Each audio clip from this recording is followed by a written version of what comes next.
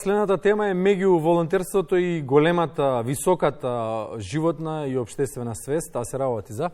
Да, додека се подготвувавме за разговорот, проверував каква е состојбата во главниот град во делот на загадувањето. Денеска зелени обоени мерни станици, делумно загадено во некој, единствено црвена нели жешка боја која што е предупредувачка дека има најголемо загадување е во моментот на булеварот Јане Сандански или ако сакате во детали е на кеот на Вардар.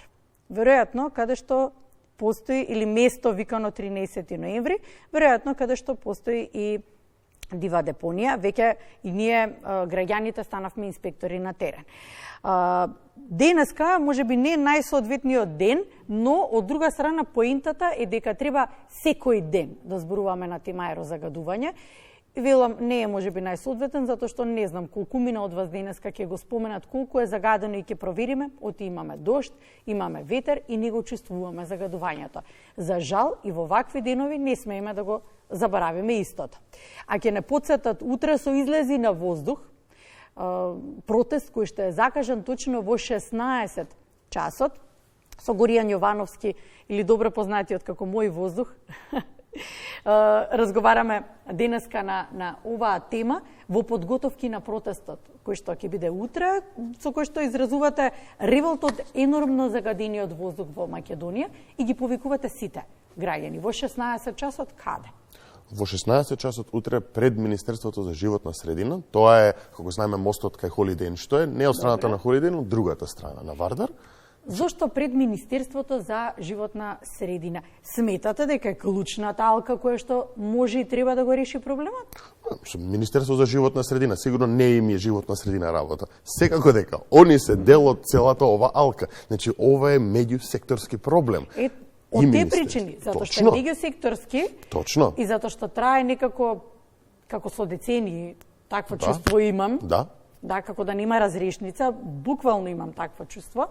И колку од нас бегаме од главниот град, бегаме од загадувањето, живееме во приградските населби, сепак мора да се симнеме и да работиме во текот на денот во градот. Точно, ама не е ни само Скопје и затоа ние сакаме да идеме и пред Министерството за животна средина.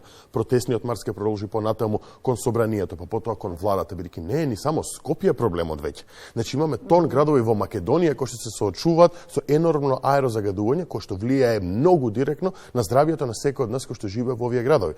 И затоа ова не е само скопски проблем, иако ние овде го чувствуваме жарот цело време и гротото кажано од вниманието. Може би затоа што е најнаселен град, најнаселен, точно, па вниманието се посветува на Скопје, но имаме Кичево, имаме Битола, имаме Тетово, имаме Гостивар, имаме Куманово, имаме тон други градови кои што во Скопје се соочуваат со исто енормно загадување. И затоа идејата е овде дека ќе се збори не само кон локалните институции, туку и кон националните кои што треба да го решат овој проблем, за кој што можеби јас лично веќе 10 години зборам, протестирам, носам предлози и веќе да те кажам ми е смачено бидејќи некако основно право за човек, за чист воздух, човеково право, ние оневозможено овде во Македонија. Горјан, колку е загаден воздухот во Македонија? Енормно загаден. Енормно загаден и тоа го кажуваат бројките кои што често ги гледаме дека секоја зима ние сме на топ листите на најзагадени градови во Европа. Најзагадени градови во Европа. Ние се наоѓаме на светските листи.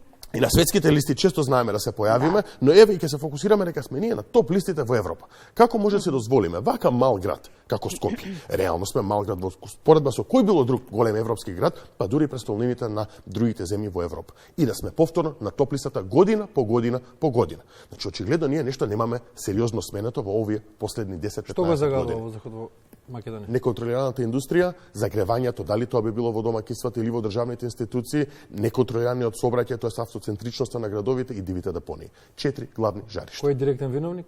Сите инволвирани во носењето на политики на локално и национално ниво кои што ги немаат решено овие проблеми, као не баре да се од некои проблеми нерешливи, па никој друг ги не е решил во светот и ние сега тука ќе трпиме. Додека ги чекаме институциите, што правиме ние граѓаните? Ние сме гласни на социјалните мрежи во кои што ве повикуваат зошто во 16 часот ги блокирате улиците, кога и со застојот на возила ќе го направат воздухот уште по загаден. Зарем нели е тоа контрадикторно се борите за воздух, а ќе го под наводници загадите воздухот утре? и која е целта зошто го правите тоа. Токму во 16 часот. Тие се главните коментари и се врзано околу 16 часот и околу сообраќајниот метеж.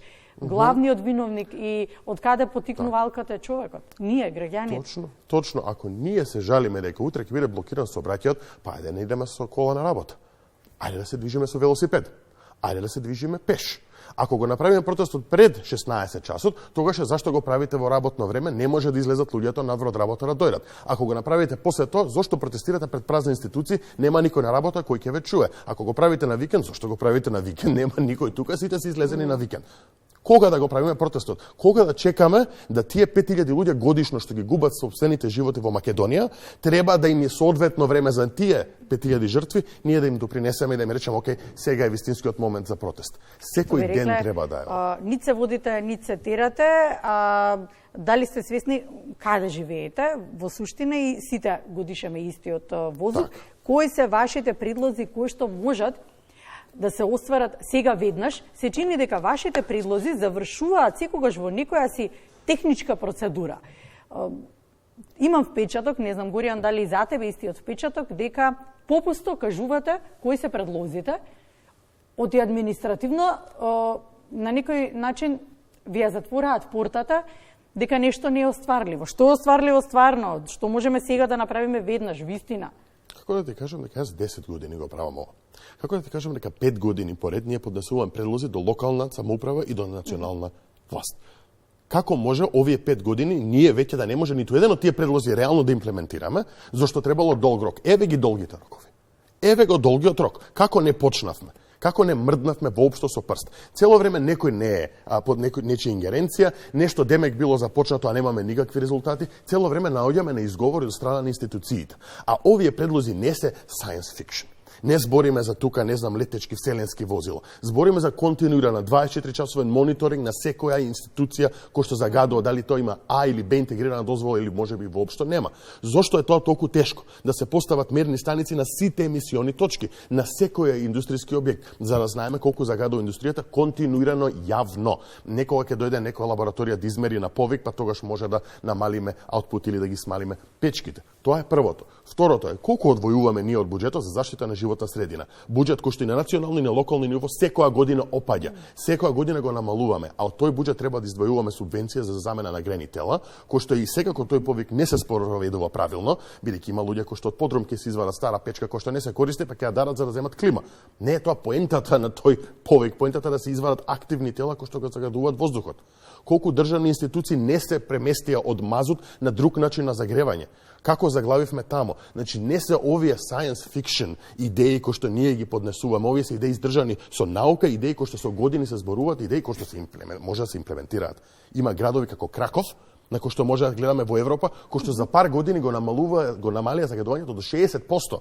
Со многу сериозни мерки. Се чини дека и владите во соседството го имаат истиот предизвик. Во Србија се случува истото, сега и таму се подготвува протести. Точно. И така натаму.